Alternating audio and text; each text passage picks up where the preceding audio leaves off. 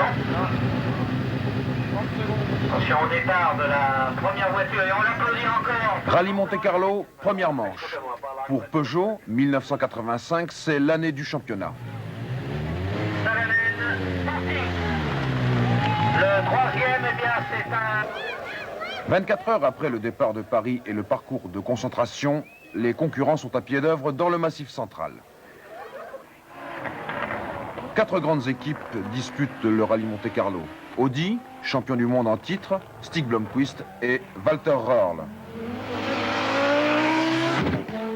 Peugeot, Challenger, vous vous rappelez, Ari Vatanen, Timo Salonen et Bruno Sabi.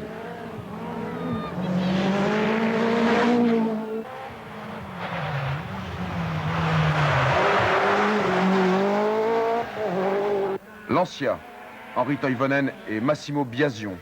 Ils ont des chances si le parcours est sec. Les Citroën sont en revanche peu puissantes et elles préfèrent la neige.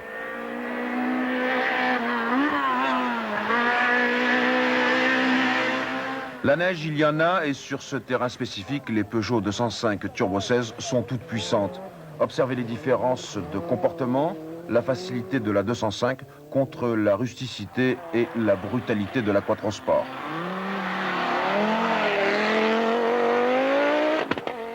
Avec 2 roues motrices, les Lancia perdent un temps précieux. Au bout de quelques kilomètres, on saura qu'elles ont peu de chances de gagner. Le premier acte de la course se déroule à Saint-Bonnet-le-Froid. Les Peugeot dominent jusqu'au moment où Vatanen bouscule 2 spectateurs imprudents. De leur côté, Timo Salonen et Bruno Sabi sont encore en apprentissage et roulent en deçà de leurs limites et de celles de la voiture. Du coup, à Saint-Bonnet, c'est Röhrl qui prend la tête de la course, Röhrl le plus éminent spécialiste du rallye Monte-Carlo. Deuxième acte, Saint-Jean-en-Royans. Quelques instants auparavant, avec une force peu commune, Vatanen est revenu à 8 secondes de Röhrl. Saint-Jean, c'est une assistance importante à l'entrée des Alpes. Le choix des pneus est crucial. Comme toutes les autres épreuves, le parcours des Alpes est mixte, mi-asphalte, mi-neige. Sur les 205, on achève le changement des boîtes de vitesse qui ont maintenant des rapports plus longs et donc mieux adaptés.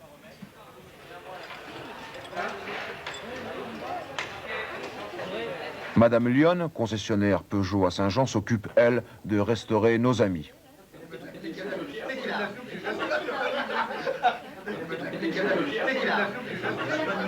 Vatanen est en pleine forme.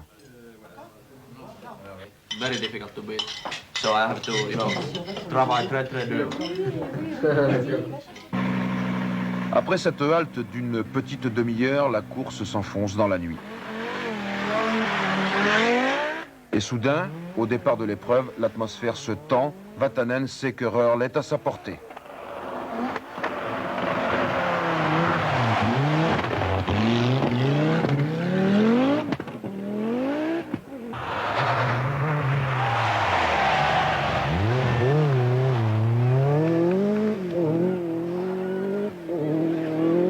Et au petit matin, Vatanen a réussi son pari. Il est revenu sur Röhrl. Il l'a dépassé et maintenant, il est en tête. Il s'échappe. Il a plus de 2 minutes d'avance à Grenoble, plus de 3 minutes à Gap. C'est le 3e acte de la course.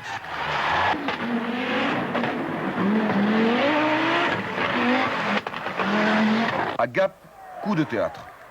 Un commissaire de route induit en erreur Terry Harriman, le coéquipier de Vatanen.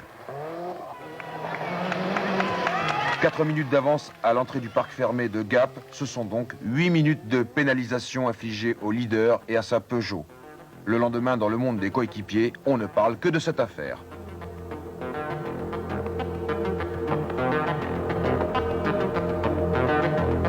Voilà donc le 4e acte de ce Monte-Carlo. Il est dur pour Peugeot. Audi est en tête. La dernière étape ne sera pas une partie de plaisir. Cette dernière étape, elle se déroule dans l'arrière-pays niçois selon la tradition. Brillant, sûr, magnifique, Vatanen a mené un train d'enfer, un exploit personnel qui l'a une nouvelle fois ramené vers Röhrl. Maintenant, le contrat est clair, 118 secondes d'écart, 258 km de secteur de classement pour le combler. En grand champion, Vatanen prend tous les risques. Et derrière lui, c'est toute l'équipe Peugeot Talbot Sport qui fait parler d'elle. Salonen est un équipier parfait, il joue la fiabilité pour parer à toute éventualité. Saby effectue son premier temps scratch. Ouvreur, mécanicien, ingénieur, directeur, tout le monde porte Vatanen à bout de bras. Oui, sur ce plan, la première qualité de l'équipe Peugeot, c'est sa solidité.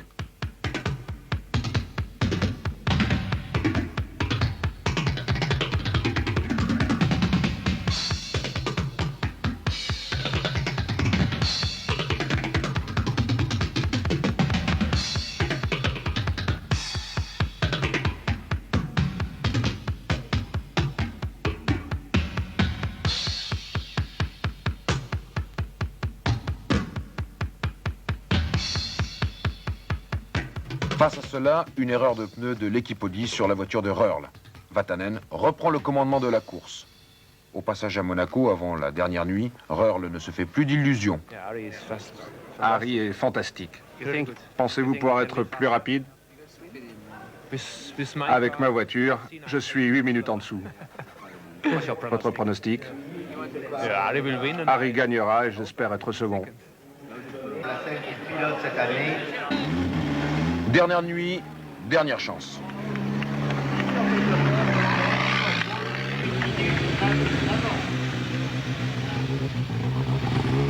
Au Turini, c'est la fête. Dans le cœur des amateurs, un seul exploit, Vatanen, un seul nom, Peugeot.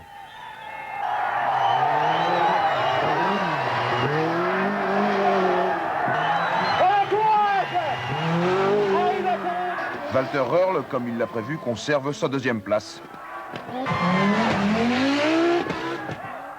Timo Salonen, la valeur sûre, est troisième devant l'Audi Quattro du champion du monde en titre, Stig Blomqvist.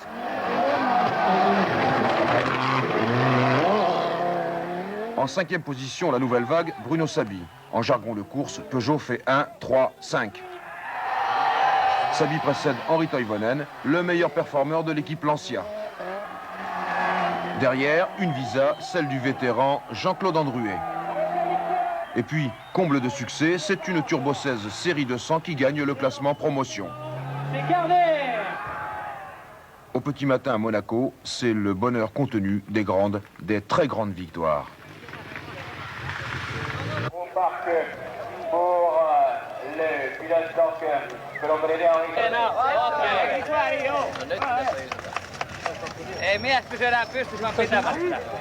Mission accomplie pour les artisans du succès. Je n'ai eu aucun problème mécanique, mais cette pénalité de 8 minutes, ça a été un fameux problème.